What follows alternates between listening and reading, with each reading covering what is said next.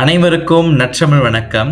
குலாம் ஏற்பாட்டில் புத்தாக்க போட்டியில் சொற்கணல்கள் எனும் புத்தாக்கத்தோடு என்னுடைய குழு அகரம் குழுவினர், நான் தனுஷன் சிவராஜா, என்னுடைய நண்பர் சஸ்வின் ஸ்ரீதரன், என்னுடைய நண்பர் யுவராஜ் தமிழரசன், நாங்கள் மூவரும் இணைந்து உருவாக்கிய புத்தாக்கத்தின் பெயர் சொற்கணல்கள். இந்த எங்களின் புத்தாக்கமானது என்ன அப்படின்னு நம்ம பார்த்துக்கிட்டோமே ஆனால், மாணவர்களுக்கும் ஆசிரியர்களுக்கும் எதிர்நோக்கி சிக்கல்களை பகுப்பாய்வு செய்வதன் மூலம் தமிழ் மொழி கற்றல் கற்பித்தல், அதாவது கற்றல் கற்பித்தல்ல அடிப்படை படிநிலை 1 மாணவர்கள் அவர்களுடைய ஏற்படக்கூடிய அந்த சிக்கல், உயிரெழுத்து, மெய்யெழுத்து மற்றும் உயிர்மை எழுத்தை அவர்களுக்கு எவ்வாறு தெரியப்படுத்த வேண்டும், அது தெரிந்தால்தான் சொல் உருவாக்கமானது மாணவர்களால் ஏற்படுத்த இயலும். சொல் உருவாக்கத்தை மாணவர்கள் உருவாக்க வேண்டுமெனில் உயிரெழுத்து, மெய்யெழுத்து, உயிர்மெய் எழுத்தின் பரிணாமங்களும் அதன் எது அப்படி 12 உயிரெழுத்து 18 மெய்யெழுத்து இது ரெண்டும் புணரும் பொழுது, சேரும் பொழுது இவ்வளவு எழுத்துக்கள் இருக்கு, மெய்யெழுத்துக்கள் உயிர்மெய் எழுத்துக்கள் நம்ம கிட்ட இருக்குது, நம்ம இவ்வளவு சொற்களை உருவாக்கலாம் அப்படின்னு சொல்லிட்டு மாணவர்கள் ஒரு சிக்கலை எதிர்நோக்குறாங்க. அந்த சிக்கலை நம்ம தடை தெரியும். ஆகையால நாங்க எங்களோட புத்தாக்கத்தை செய்திருக்கிறோம்.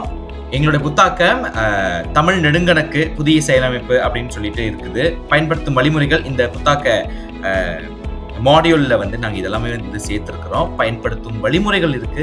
எழுத்துக்களை உருவாக்குவோம், சொற்கள் உருவாக்கும் பயிற்சிகள் இருக்கிறது.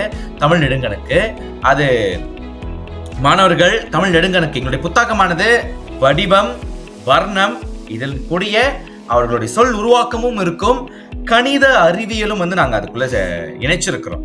அதாவது எங்களுடைய மாணவர்கள் மெய்யெழுத்து, உயிர்மெய் எழுத்துக்களை உருவாக்கி இப்பொழுது நம்ம ஒரு உதாரணம் பார்த்தோமேயானால், உதாரணமாக உயிர்மெய் எழுத்துக்களுக்கு மேல எண்கள் கொடுத்திருப்போம், உயிர் எழுத்துக்களுக்கு மேலேயுமே எண்கள் கொடுத்திருப்போம். அதாவது நம்மளுடைய சான்று எடுத்துக்காட்டு அப்படின்னு பார்க்கும் பொழுது அம்மா 1 அப்படின்னு பார்க்கும் பொழுது ஒரு வட்ட வண்ணம், வர்ணம் சிவப்பு, வட்டம், அதன் பிறகு முக்கோண வடிவம் 22, அதனுடைய வர்ணம் நீலம். ஆக மாணவர்கள் இப்படி ஒன்றாக இது நீலம், இது சிவப்பு, இது மஞ்சள் அப்படி என்று பார்த்து பிறகு அம்மா அப்படிங்கிற ஒரு சொல்ல உருவாக்கின பிறகு 1, 22, 142 அப்படிங்கிற எண்களை கூட்டி வரும் விடையை அவங்க படித்துக் கொள்ளலாம். இதன் மூலம் மாணவர்களின் கூட்டல் அறிவு பெருகுகிறது, மாணவர்களுக்கு கணித அறிவு மேம்படுத்தப்படுகிறது.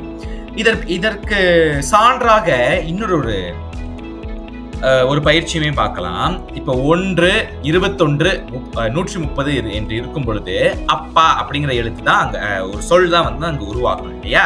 அப்ப அப்பாங்கிற சொல் உருவாகியாச்சு. 1, 21, 22, 130, 22, 152 அப்படிங்கிற ஒரு கணக்கு அவங்களுக்கு தெரியும். அந்த கணித அறிவானது படிநிலை 1 மாணவர்களிடையே போய் சேர்கின்றது. சரி, இது போக எங்களுடைய சொற்கணல்கள் 2.0 வரும் பொழுது நாங்க என்ன மேம்படுத்தலாம் அப்படின்னு நாங்க பார்த்திருக்கோம்னா, இப்பொழுது கூட்டல் மட்டுமே வைத்துக் கொண்ட இந்த பயிற்சியில் பெருக்கல், வகுத்தல், கழித்தல் போன்ற கணித அடிப்படையை கணித அடிப்படைகளை நாங்க அதுக்குள்ள புகுத்தலாம் அப்படின்னு சொல்லி முடிவு பண்ணியிருக்கிறோம். நானும் என்னுடைய சக குழு உறுப்பினர்களும் இதை நாங்க கண்டிப்பாக சொற்கணல்கள் 2.0க்கு இட்டு செல்வோம் அப்படிங்கிற ஒரு அதீத நம்பிக்கையில இருக்கோம். நன்றி.